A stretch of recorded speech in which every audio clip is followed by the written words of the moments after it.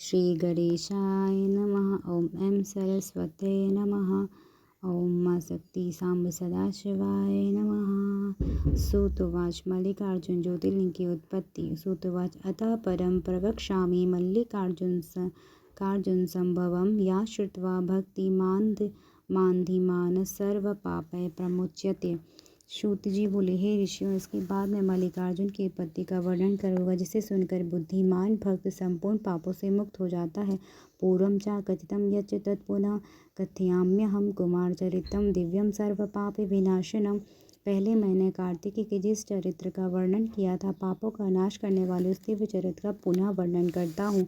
यदा पृथ्वीं समाक्रम्य कैलाशं पुनरागता कुमार सा शिवापुत्रास्तारकारीर्महाबलः। जब तारक का वध करने वाली महाबलवान पार्वती पुत्र कार्तिकेय पृथ्वी की परिक्रमा कर कैलाश पर पुनः आए, उस समय देवर्षि नारद ने वहां आकर अपनी बुद्धि से उन्हें भ्रमित करते हुए गणेश के विवाह आदि का सारा वृत्तांत कहा। तदा सुरशिरागत्य सर्वव्रतं जगातः गणेश्वर विवाहादि ब्राह्म्यस्तं समुद्दिता तच्छ्रुत्वा सा कुमारो हि प्रणम्य पितरो चातो जगाम पर्वतं क्रौञ्चं पितृभ्यां वारितोऽपि हि। इसे सुनकर अपने माता पिता के मान करने वाले भी कुमार उनको प्रणाम कर क्रौंच पर्वत पर चले गए। कुमारस्य वियोगेन तन्माता गिरिजा यदा दुःखितासी तदा शंभुस्तमुवाच सुबोधिकृत। जब माता पार्वती कार्तिक के वियोग से बहुत दुखी हुई, तब शिवजी ने उन्हें समझाते हुए कहा, हे प्रिय, तुम दुखी हो रही हो। हे पार्वती, हे सुप्रिय, दुख मत करो, तुम्हारा पुत्र अवश्य लौट आएगा। कथम प्रिय दुखतानि न दुखम कुरु पार्वती आयसति सुता शुभ्रूस्यत्य जयताम दुख मुकुटम। दुख मत करो, तुम्हारा पुत्र अवश्य लौट आएगा। तुम इस महान दुख का त्याग करो। सा यदा जानतं मैंने पार्वती दुखिता भृशं तदा मैं प्रेषितास्तत्र शंकरेण शूरशया देवाश्च ऋषयः सर्वे सगणा हि मुदान्विता कुमारान्यनार्तवै तत्र जग्मु सुबुद्धयः। शंकर जी के बारंबार कहने के बाद भी जब पार्वती को संतोष नहीं हुआ, तो उन्होंने देवताओं तथा ऋषियों को कुमार के पास भेजा। उसके बाद गणों को साथ लेकर सभी बुद्धिमान देवता एवं महर्षि प्रसन्न होकर कुमार को लाने के लिए वहां गए। तत्र गत्वा चाते सर्वे कुमारं सुप्रणम्य च विज्ञाप्य बहुधाप्येन प्रार्थनां चक्रुरादरात् देवादिपार्थना तां च शिवज्ञासंकुलां गुरु न मेने स कुमारो हि महाहंकारी बृहल। वहाँ जाकर कुमार को भली भांति प्रणाम करके उन्हें अनेक प्रकार से समझाकर उन सभी ने आदरपूर्वक प्रार्थना की। तब स्वाभिमान से उद्दीप्त उन कार्तिकेय ने शिवजी की आज्ञा से युक्त उन देवगणों की प्रार्थना को स्वीकार कर लिया। ततश्च पुनरावृत्य सर्वे ते हि शिवान्वितं स्वं स्वं स्थानं गता नत्वा प्राप्य शंकर शासनं। तदा च गिरिजा देवी विरहं पुत्र संभवं शंभोश्च परमं दुःखं ता प्राप तस्मिन्नागते। तत्पश्चात वे सभी लोग पुनः शिवजी के समीप लौट और उन्हें प्रणाम कर शिवजी से आज्ञा ले अपने अपने धाम को चले गए। तब उनके ना लौटने पर शिवजी और एवं पार्वती को पुत्र वियोग जन्य महान दुख प्राप्त हुआ।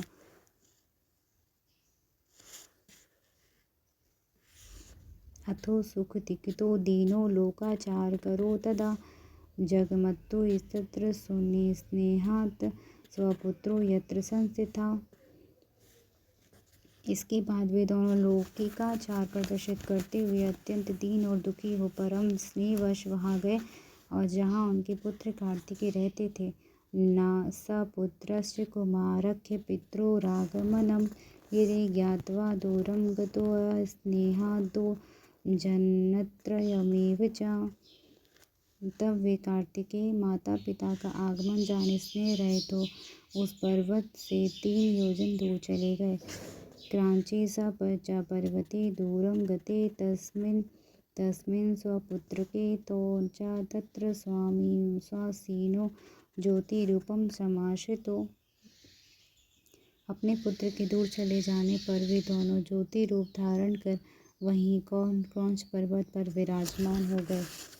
पुत्र स्नेहातुरे तो वै शिवो पर्वणि दर्शनार्थ कुमारस्य स्वपुत्रस्य हि गच्छता। पुत्र स्नेह से व्याकुल हुए वे शिव और पार्वती अपने पुत्र कार्तिक को देखने के लिए प्रत्येक पर्व पर वहां जाते हैं। अमावस्या दिने शंभुः स्वयं गच्छति तत्र पौर्णमासी दिने तत्र पार्वती गच्छति ध्रुवम्। अमावस्या के दिन साक्षात शिव वहाँ जाते हैं तथा पूर्णमासी के दिन पार्वती वहाँ निश्चित रूप से जाती हैं।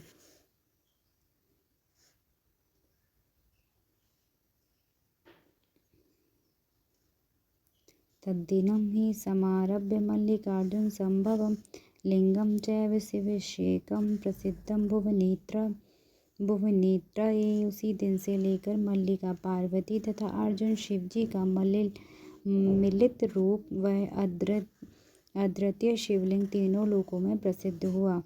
तल्लिंगम या समीक्षेत सर्वै किल्बिषैरपि मुच्यते नात्र संदेह सर्वान् कामान वाप्नुयात्। जो मनुष्य उस लिंग का दर्शन करता है वह सभी पापों से मुक्त हो जाता है। दुखम च दूरेति याति सुखमात्यन्तिकं लभेत जननी गर्भसंभूतं कष्ट नाप्नोति वे पुनः। और समस्त मनोरथों सभी पापों से मुक्त हो जाता है और समस्त मनोरथों को प्राप्त कर लेता है, इसमें संदेह नहीं है। उसका दुख सर्वथा दूर हो जाता है, वह परम सुख प्राप्त करता है। उसे माता के गर्भ में पुनः कष्ट नहीं भोगना पड़ता। धन धान्य समृद्धिश्च प्रतिष्ठारोग्यमेव च अभीष्टफल सिद्धिश्च जायते नात्र संशयः।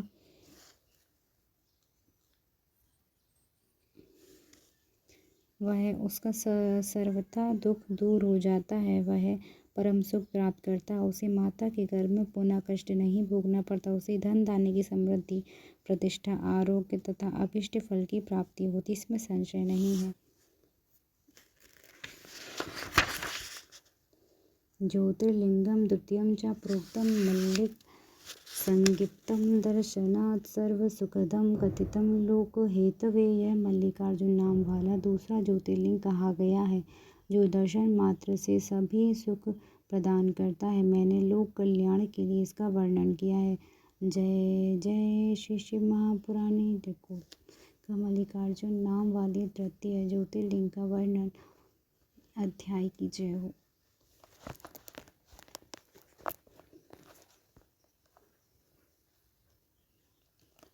Subscribe, like and share.